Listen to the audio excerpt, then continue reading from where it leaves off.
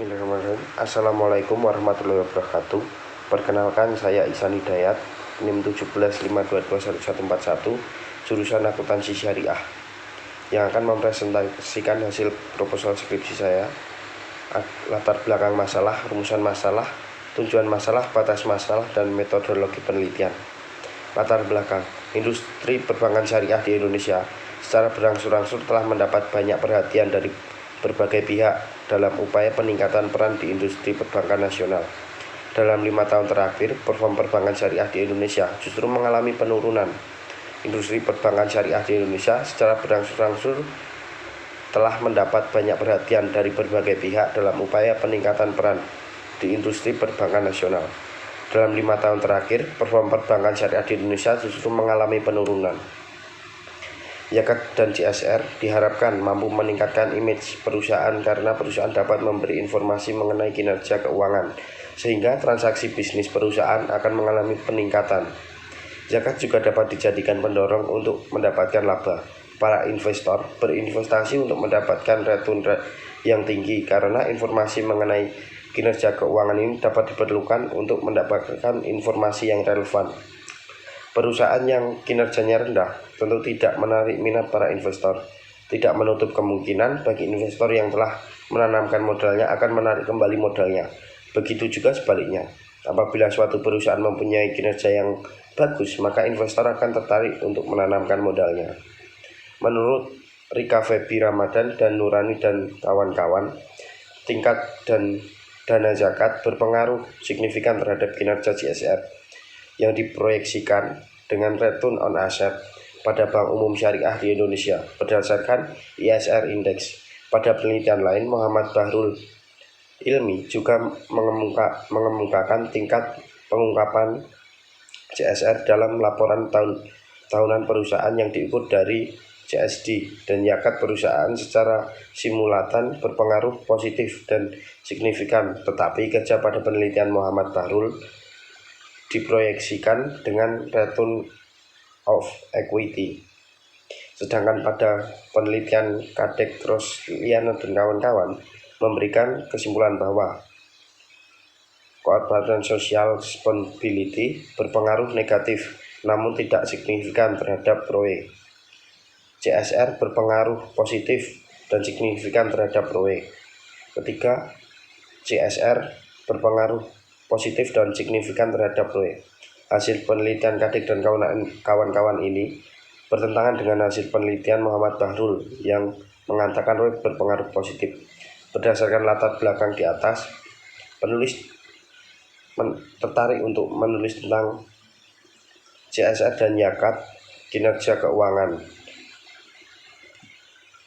Identifikasi masalah. Dari latar belakang masalah di atas dapat diketahui identifikasi masalah sebagai berikut. Yang pertama, dalam 5 tahun terakhir, performa perbankan syariah di Indonesia justru mengalami penurunan. Dan yang kedua, market share perbankan syariah baru mencapai 5% pada skala nasional.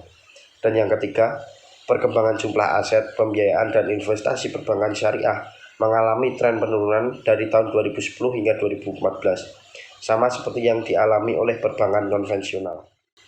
Batasan masalah. Batasan masalah dalam penelitian ini dibuat agar peneliti tidak menyampaikan dari arahan dan sasaran peneliti.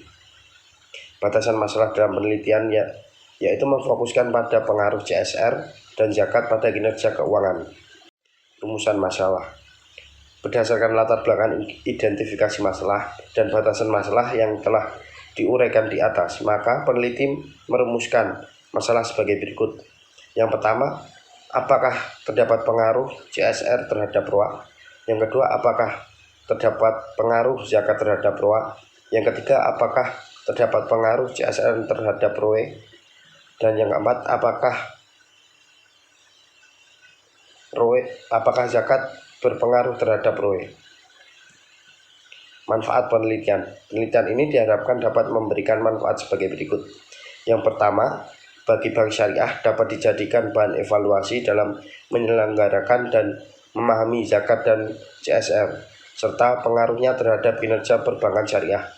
Bagi masyarakat umum, dapat menambah keilmuan dan referensi yang dapat dijadikan sebagai bahan informasi untuk mengetahui kinerja perbankan syariah yang dipengaruhi oleh zakat dan CSR. Landasan teori.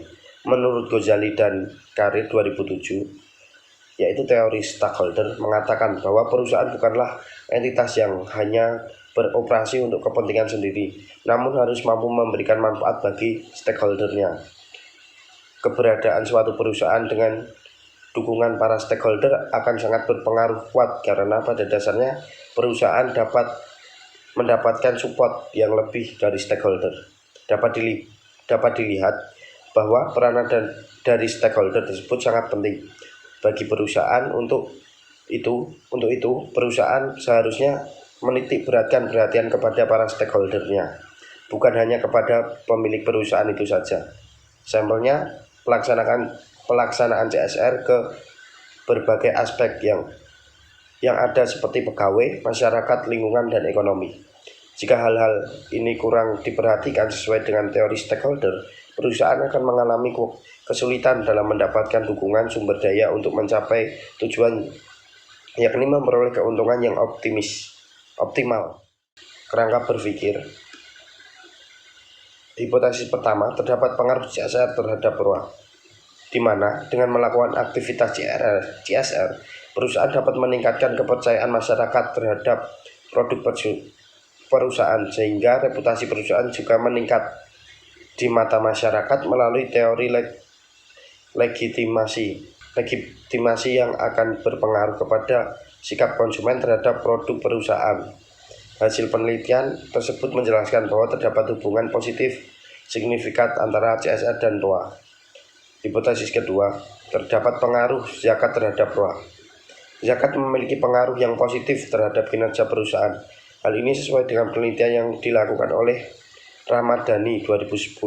Hasil penelitian menunjukkan terdapat pengaruh signifikan zakat terhadap kinerja perusahaan, yang dimana kinerja keuangan diproyeksikan dengan ROA pada Bank Umum Syariah di Indonesia. Hipotesis ketiga, pengaruh CSR terhadap ROE. Kinerja keuangan dapat diukur melalui rasio keuangan, antara lain ROA, ROE, pertumbuhan penjualan, dan resiko lainnya. Menurut Kurnia 2013, pengungkapan yang semakin luas akan memberi sinyal positif kepada pihak-pihak yang berkepentingan terhadap perusahaan atau stakeholder, maupun para pemegang saham perusahaan atau shareholder. Semakin luas informasi yang disampaikan kepada stakeholder dan shareholder, maka akan semakin memperbanyak informasi yang diterima mengenai perusahaan. Hal ini akan menimbulkan kepercayaan stakeholder dan shareholder kepada perusahaan. Hal ini menyebabkan aktivitas CSR yang dilakukan oleh perusahaan akan berdampak terhadap kinerja perusahaan. Hipotesis keempat, terdapat pengaruh zakat terhadap ROE. Zakat merupakan bentuk jaminan pemerintah Islam atas nasib orang miskin. Ia merupakan hak orang miskin yang menempel pada orang kaya, dan zakat memiliki pengaruh terhadap ROE perbankan syariah. Hal ini sesuai dengan hasil penelitian Siddiq dan Reskino yang mengatakan bahwa zakat memiliki pengaruh yang positif signifikan terhadap kinerja perusahaan, yang dimana kinerja diproyeksikan menggunakan ROE. Metodologi penelitian. Yang pertama ada waktu dan wilayah penelitian. Waktu penelitian yang diguraikan dalam penyusunan proposal hingga terlaksananya lampiran penelitian ini ialah pada bulan Oktober 2020 sampai selesai. Wilayah yang digunakan penelitian ini yaitu perusahaan-perusahaan perbankan syariah yang terdaftar di BEI dengan menggunakan informasi laporan tahunan perusahaan. Jenis penelitian. Penelitian ini menggunakan metode penelitian kuantitatif. Metode kuantitatif dapat diartikan sebagai metode penelitian yang berlandaskan pada filsafat positifisme, digunakan untuk meneliti pada populasi atau sampel tertentu. Pengumpulan data menggunakan instrumen penelitian analisis data bersifat kuantitatif atau statistik, dengan tujuan menggambarkan dan menguji hipotesis yang ditetapkan. Berdasarkan tingkat ekspansinya, penelitian ini termasuk dalam penelitian asosiatif kasual. Penelitian asosiatif atau hubungan merupakan penelitian yang bertujuan Untuk mengetahui hubungan antara dua variabel atau lebih dengan penelitian ini, maka akan dapat dibangun suatu teori dapat berfungsi untuk menjelaskan, meramalkan, dan mengontrol suatu gejala. Populasi. Menurut Sugiono, populasi adalah generalisasi terdiri atas subjek yang mempunyai kuantitas dan karakteristik tertentu yang ditetapkan oleh peneliti untuk dipelajari, kemudian ditarik kesimpulan. Populasi yang digunakan peneliti yaitu perbankan syariah yang terdaftar di BEI 2015 dan 2018. Sampel adalah sebagai bagian dari jumlah dan karakteristik yang dimiliki oleh populasi tersebut. Pengambilan sampel dalam penelitian ini menggunakan teknik sampling jenuh, yang dimana teknik sampling jenuh merupakan teknik penentuan sampel bila semua anggota populasi digunakan sebagai sampel. Teknik pengambilan sampel merupakan teknik pengambilan sampel untuk menentukan sampel. Terdapat beberapa teknik yang digunakan seperti dalam penelitian menggunakan non-probability sampling dengan teknik purposive sampling. Teknik purposive sampling adalah teknik penentuan sampel dengan pertimbangan tertentu. Peneliti mengambil sampel dengan kriteria sebagai berikut. Yang pertama, perusahaan perbankan syariah yang berturut-turut terdaftar di Bursa Efek Indonesia pada periode 2015-2018. Perusahaan perbankan syariah yang mempublikasikan laporan keuangan tahunan secara konsisten dari tahun 2015 sampai 18. Perusahaan yang mengungkapkan data yang dibutuhkan dalam penelitian ini selama rentang periode penelitian. Perusahaan perbankan syariah yang terdapat memberikan laporan CSR atau annual report masing-masing perusahaan untuk periode 2015 sampai 18. Data sumber data. Pada penelitian ini, data yang digunakan adalah data sekunder, yaitu bersumber dari laporan annual report yang didapat dari website resmi masing-masing bank untuk mendapat data Corporation Social Responsibility dan dana zakat, serta buku-buku, jurnal-jurnal, dan literatur yang berhubungan dengan penelitian ini. Teknik pengumpulan data. Teknik pengumpulan data yang digunakan dalam penelitian ini adalah metode dokumentasi, yaitu metode yang dilakukan dengan mengumpulkan seluruh data sekunder dan seluruh informasi yang diperlukan data mengenai CSR dan zakat yang terdapat dalam annual report perusahaan perbankan syariah pada tahun 2015-18 yang terdaftar di BEI dan dipublikasikan di websitenya. Statistik deskriptif. Jika suatu penelitian yang dilakukan menggunakan sampel, maka menggunakan analisis statistik deskriptif. Statistik deskriptif merupakan statistik yang digunakan untuk mendeskripsikan data tanpa bermaksud membuat kesimpulan yang berlalu umum atau generalisasi. Statistik deskriptif yang digunakan jika peneliti hanya ingin mendeskripsikan data sampel dan tidak membuat kesimpulan yang berlaku untuk populasi di mana sampel tersebut diambil.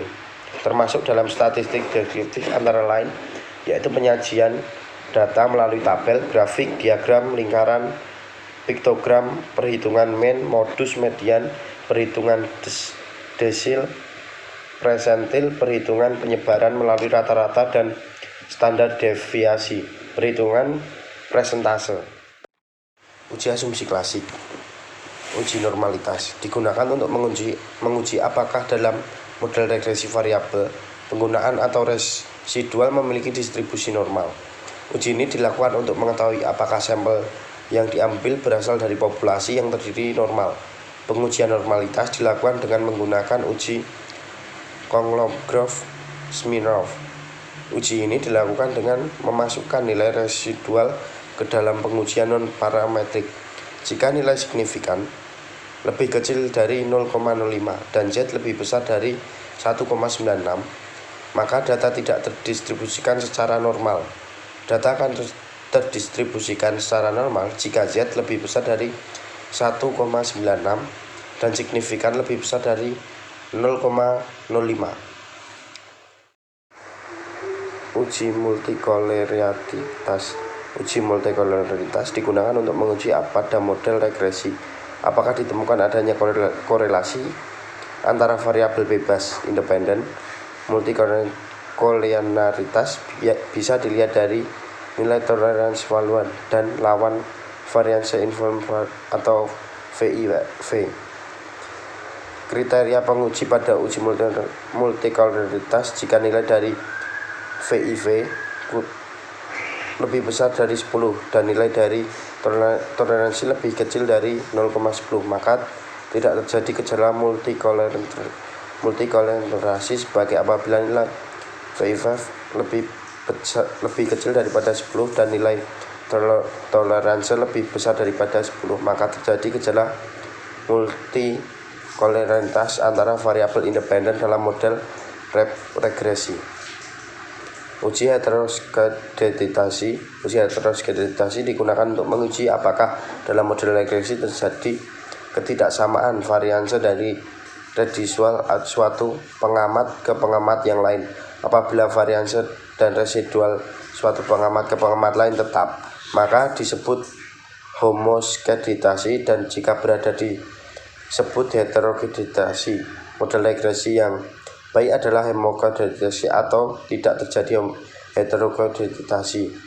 Heteroskeditasi dilakukan dengan uji Gleiser. Uji Gleiser dilakukan dengan cara mengresikan nilai absolut dan absolute residual sebagai variabel dependen terkait dengan variabel independen atau bebas. Syarat model regresi dikatakan tidak terjadi heteroskeditasi adalah jika signifikan seluruh variabel bebas lebih kecil 5%. Uji autokorelasi adalah terdapat korelasi antara anggota sampel atau data pengamatan yang diurutkan berdasarkan waktu, sehingga muncul suatu data dipengaruhi oleh data sebelumnya.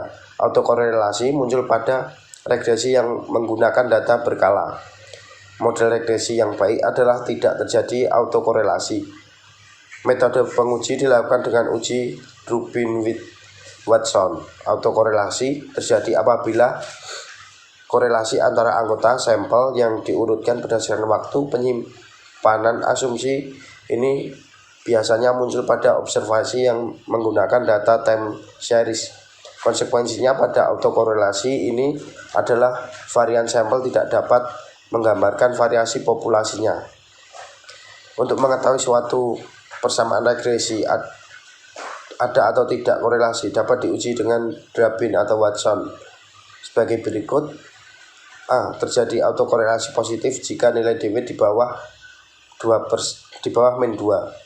Tidak terjadi autokorelasi jika berada di antara min 2 atau lebih dari 2 atau kurang dari 2. Terjadi autokorelasi negatif jika nilai DW di atas min 2 atau DW lebih besar dari min 2. Sekian, wassalamualaikum warahmatullahi wabarakatuh.